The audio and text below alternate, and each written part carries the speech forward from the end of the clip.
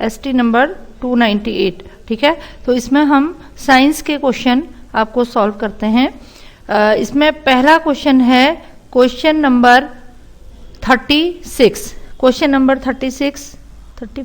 36 ये है the term brown air is used for.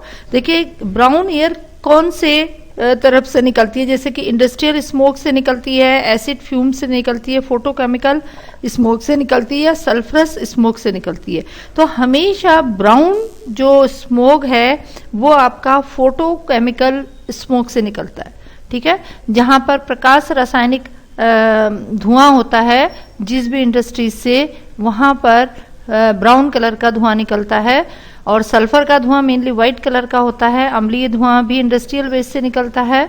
औद्योगिक धुआं में कार्बन मोनोऑक्साइड की मात्रा ज्यादा होती है। तो इसका जो सही ऑप्शन है वो है फोटोकेमिकल स्मोक, ठीक है। इसके बाद नेक्स्ट क्वेश्चन है क्वेश्चन नंबर 40।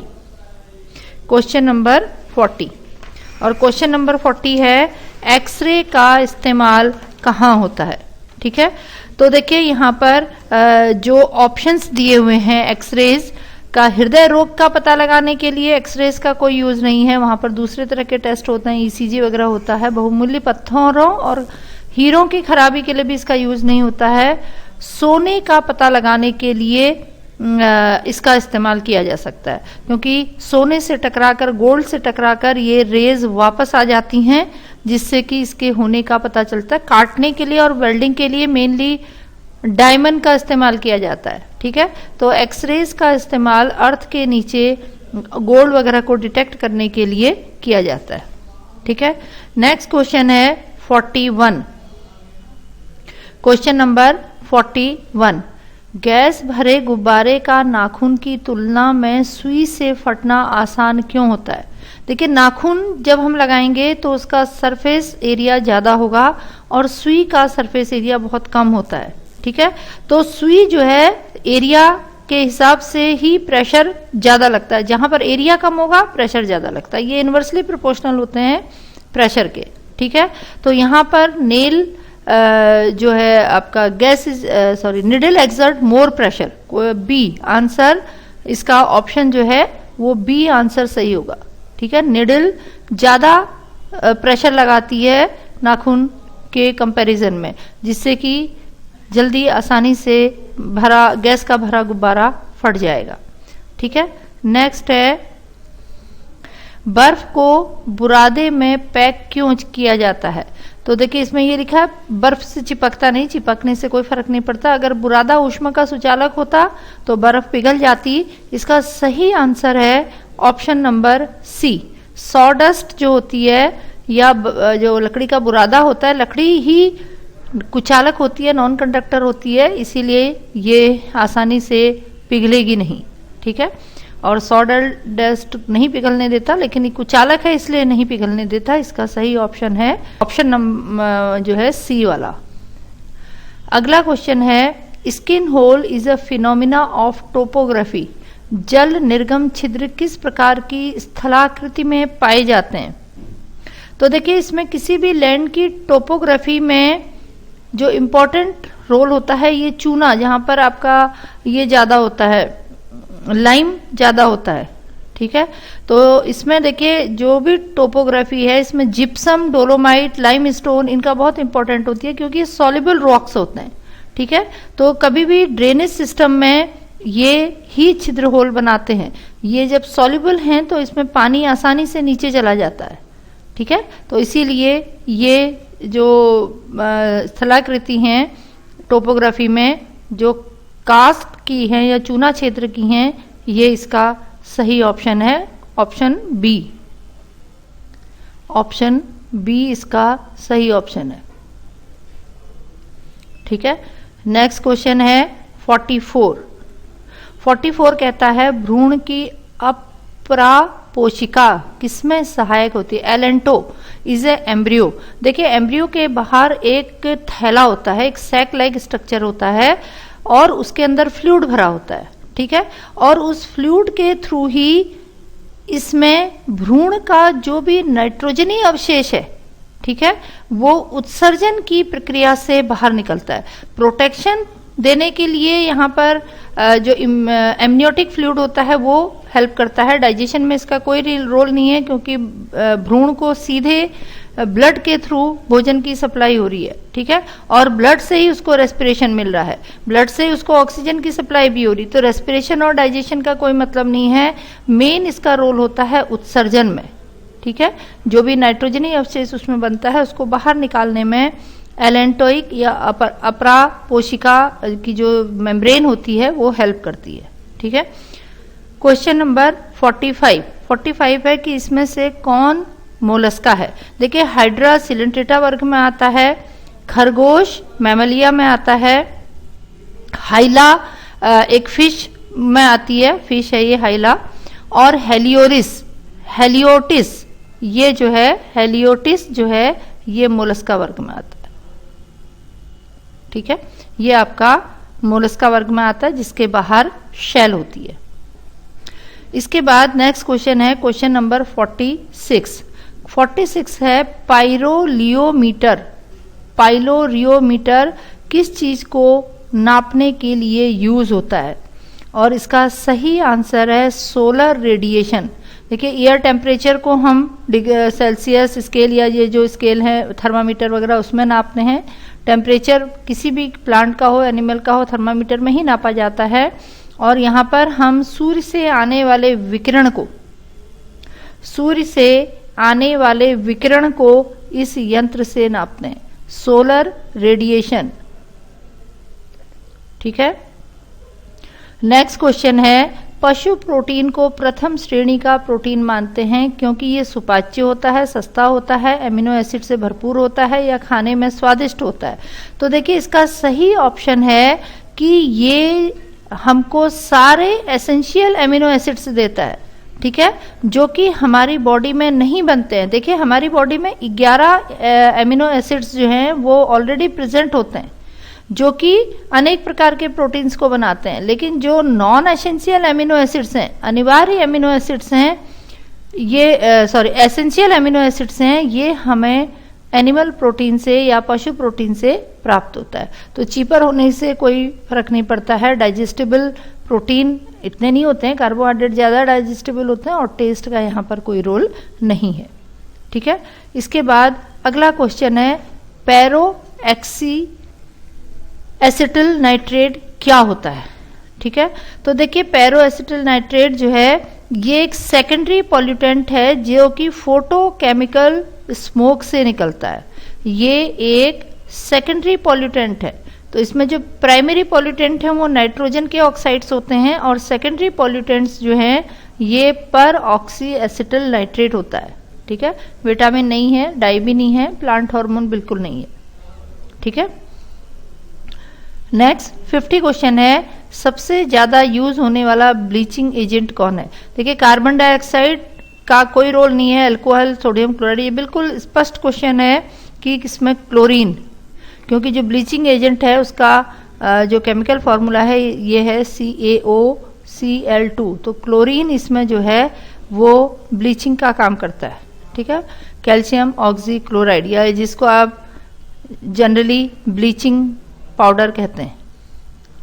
पहला क्वेश्चन है, which of the following animal was not known to Indus valley civilisation.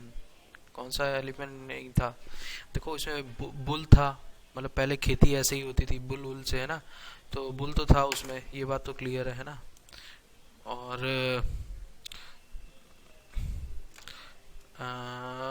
Bull was there, horses थे इंडस वैली सिविलाइजेशन में क्योंकि इनसे काम होता था। एलिफेंट था, है ना, एलिफेंट भी था, हाथी को मतलब लोडिंग अनलोडिंग के काम यूज किया जाता था।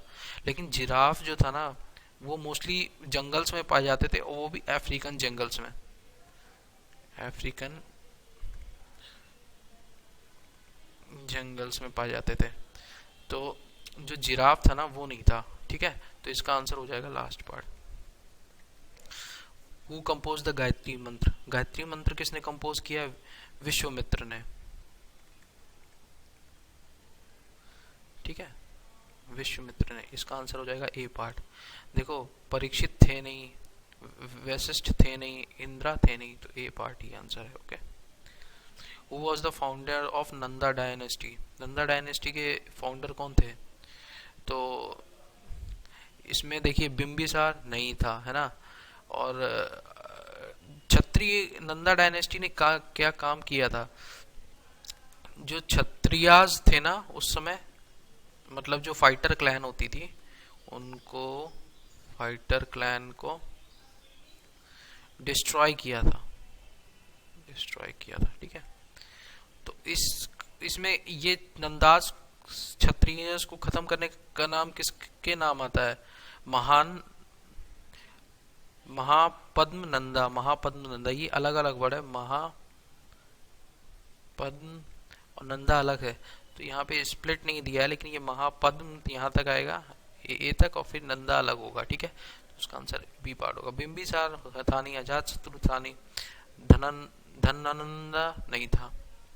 Under which of the Indian Constitution President can impeach? President can be impeached by 2/3 of total majority of House.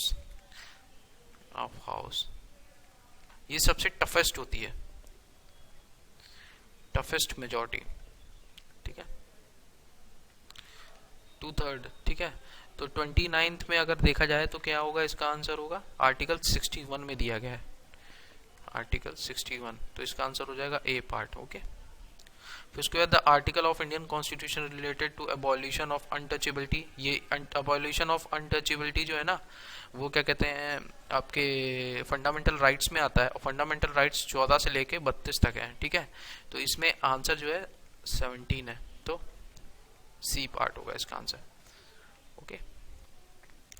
The rolling plan concept in national planning was introduce by, किसने introduce किया था? जनता party ने, जनता party ने। क्यों? क्योंकि उसने कांग्रेस के जितने भी मतलब वो थे, जनता पार्टी और कांग्रेस के बीच में क्या थी? लड़ाई थी।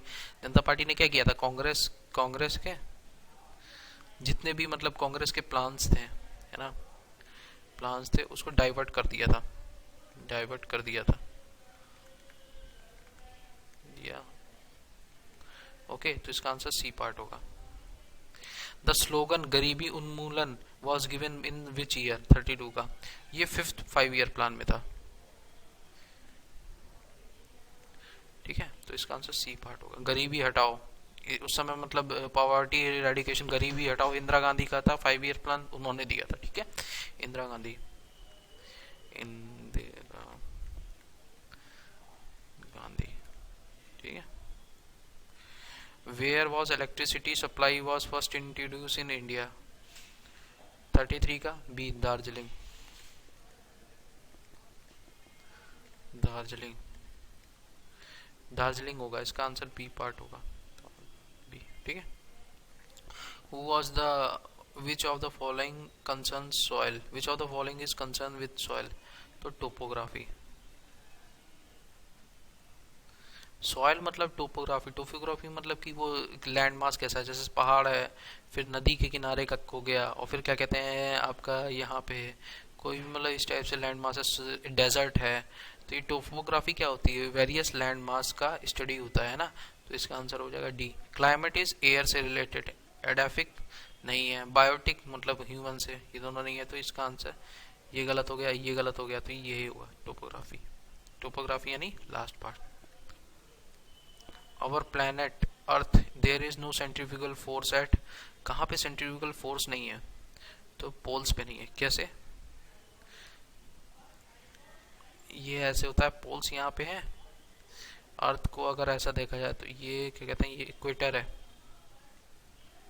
इक्वेटर है, ये नॉर्थ पोल है, ठीक है, ये साउथ पोल है, साउथ पोल है, तो नॉर्थ पोल में नहीं है, okay. The ship building yard is located at Mazagon dock, Mazagon, इसको विजैज नाम से भी बोलते हैं, विजैज, इसीलिए क्यों, मैजगॉन डॉक, बहुत बड़ा शिपयार्ड है यहाँ पे।